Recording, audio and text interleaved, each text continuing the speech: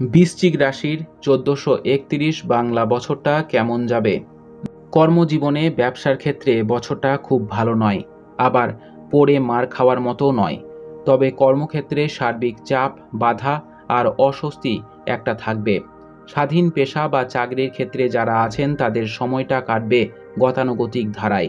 মোটের উপর কর্মক্ষেত্রে সময়টা কাটবে বড্ড চাপের মধ্য দিয়ে। আর্থিক ব্যাপারে মানসিক চাপ আর অশান্তি একটা থেকে যাবে। অপ্রত্যাশিত অর্থাগমে বাধা হবে। আর্থিক যোগাযোগ এবং কথাবার্তা হয়ে শেষ পর্যন্ত তা ভেস্তে যাওয়ার সম্ভাবনা প্রবল। মাত্রাতিরিক্ত ব্যয় চাপে অস্বস্তি হয়ে উঠতে পারে। দেহ এবং মন সারা বছর কম বেশি বিব্রত করবে। স্বাস্থ্যটা ভালো যাবে না, একটা না একটা অস্বস্তি লেগেই থাকবে। বড় কোনো ভয় নেই, তবে স্বাস্থ্য স্বস্তিও দেবে না। নিকট কোনো আত্মীয়ের স্বাস্থ্য তাৎক্ষণিকভাবে উদ্বেগ বাড়তে পারে। শিক্ষার্থীদের পক্ষে সময়টা অনুকূলের নয়। প্রতিষ্ঠা ক্ষেত্রে শত্রুর জয় হবে। কোনো আত্মীয়ের মানসিক শান্তি বিঘ্নিত হবে।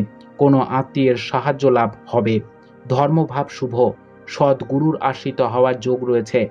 এবছর মাঝে মাঝে কাছাকাছি কোথাও না কোথাও বেড়াতে যাবেন। উটকো ঝামেলা আর ব্যয় বাড়বে অসম্ভব রকমের। আত্মীয় প্রীতিতে বাধা হবে। এবছর বহু আত্মীয় এবং অনাত্মীয়ের বাড়ি নিমন্ত্রিত হবেন। আনন্দিত হবেন, তবে যথেষ্ট অর্থ ব্যয়ও হবে নিমন্ত্রণের রক্ষার্থে। শত্রু ভয় নেই। বছরের শেষটা বেশ ভালো কাটবে। মাঝে মধ্যেই কোনো উৎসাহবর্ধক সংবাদ মনকে আনন্দিত করবে। বাড়িতে কয়েকবার শুভ কর্মানুষ্ঠানের যোগ রয়েছে। নতুন কোনো পরিচয়ে উপকৃত না হলেও আনন্দিত হবেন। কোনো মাঙ্গলিক কর্মে অর্থদান করে একটি আত্মতৃপ্তি বোধ করতে পারেন।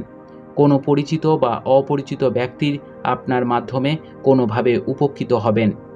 কী রঙের পোশাক পরবেন? সাংসারিক মানসিক কর্ম এবং প্রতিষ্ঠা জীবনের ক্ষেত্রে হালকা লাল, হালকা হলুদ, হালকা আকাশি এবং সাদা রঙের পোশাক কল্যাণকর। আকাশিটা বাদ দিয়ে বাড়িঘরের ক্ষেত্রে এই রঙগুলি যে কোনো একটি ব্যবহার করতে পারেন। আপনাদের বছরটি খুব ভালো কাটুক। জয় মা তারা, জয় বাবা লোকনাথ।